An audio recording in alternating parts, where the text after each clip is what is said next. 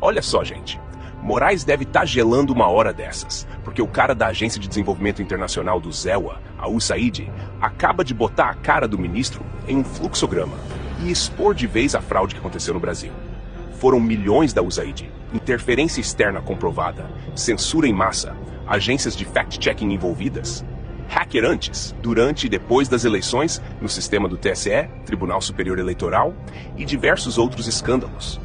E tudo acaba de ser exposto por Mike Benz, que estará no Brasil em cerca de 10 dias para revelar tudo. Nessa bomba que vou mostrar daqui a pouco, onde traduzimos para facilitar a compreensão, Benz mostra o cronograma da interferência de órgãos americanos no Brasil. Ou seja, a interferência descarada que tivemos no Brasil em 2022.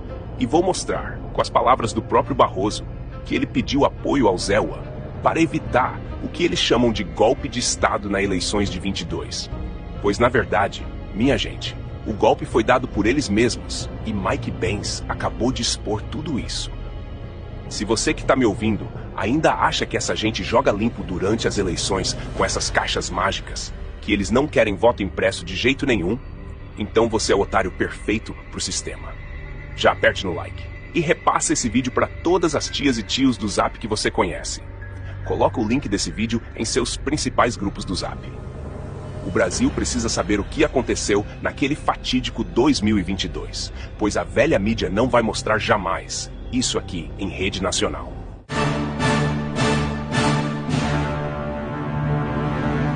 Em breve, Mike Benz participará de audiência pública na CRDN, Comissão de Relações Exteriores e de Defesa Nacional, onde se esperam detalhes sobre o financiamento macabro que o Brasil teve, que influenciaram nossas eleições, e a retirada de Jair Bolsonaro do poder, e ainda serviram ao ativismo judicial dentro de nossos tribunais.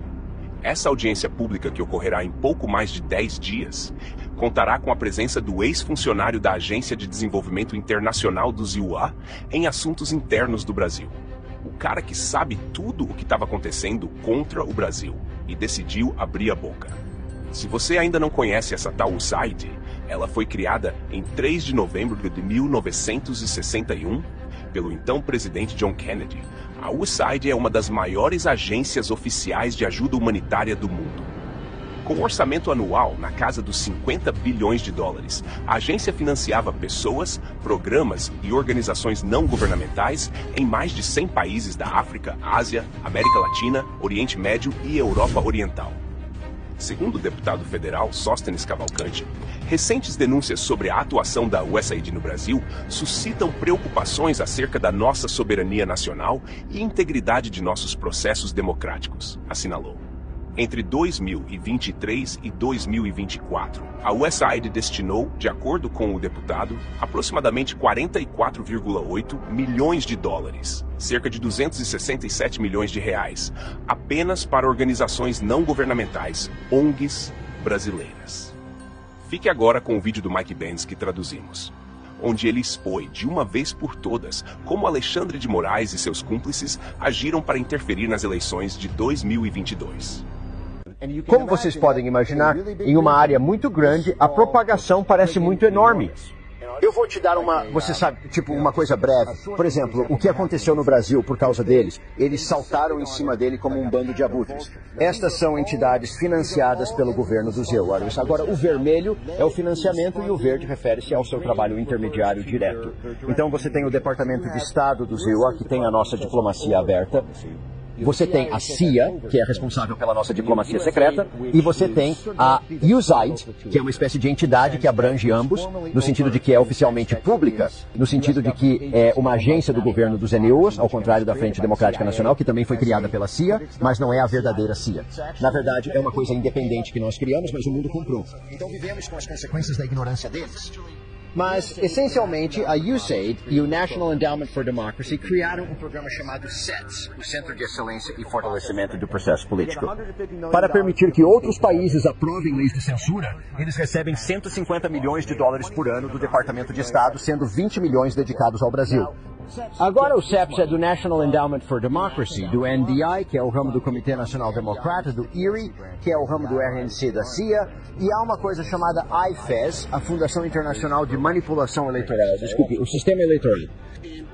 A CEPS criou o projeto no Brasil para que o TSE do Brasil deixasse seus tribunais eleitorais aprovarem essas leis de censura progressiva.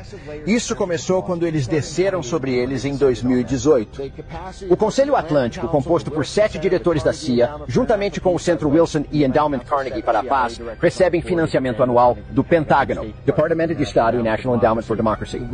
O Wilson Center recebe cerca de 90%, ou eu acho que é 30%, um terço do orçamento do governo do Zitil. O Wilson Center é a cidade natal de Nina Jankovic.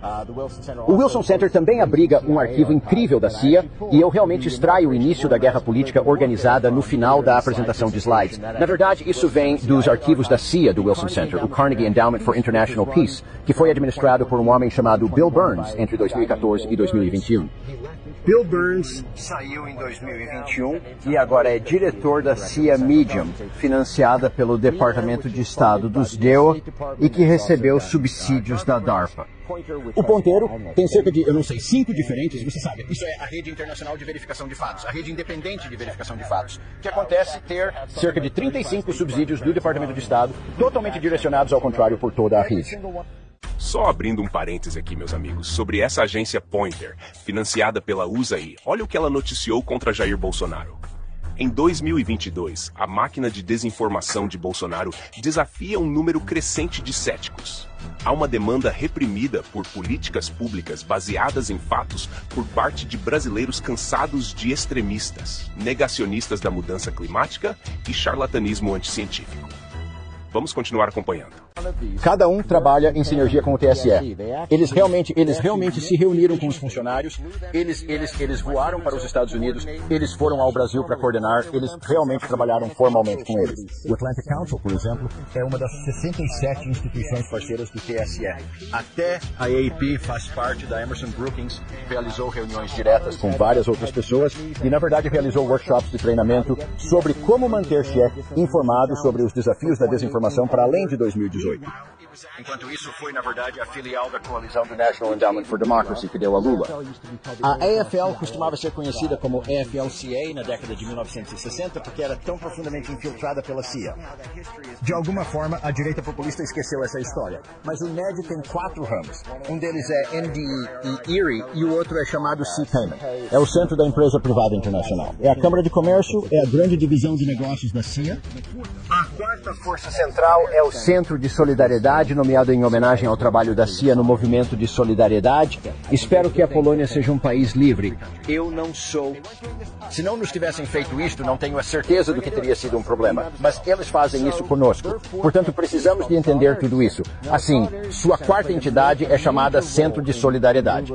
Agora, o Centro de Solidariedade, que teve papel importante na ascensão política de Lula após a saída da prisão, homenageou Lula enquanto ele se preparava para o prêmio de personalidade do ano em 2021. Você sabe, enquanto o National Endowment for Democracy está criando tudo isso, cada um deles é financiado pelo governo do Estado ou em um canal secreto do governo do Zé Wonder. Eles fazem parte da rede de parceiros de desinformação da CEPS no Brasil. Só sabes que é justo já agora eu tenho problemas de espaçamento. São cerca de mais 3 dúzias, mas você sabe, é um exército de enxame que eles criaram uma instituição de soft power para levar o Brasil para a rótula WhatsApp, Telegram e depois finalmente X.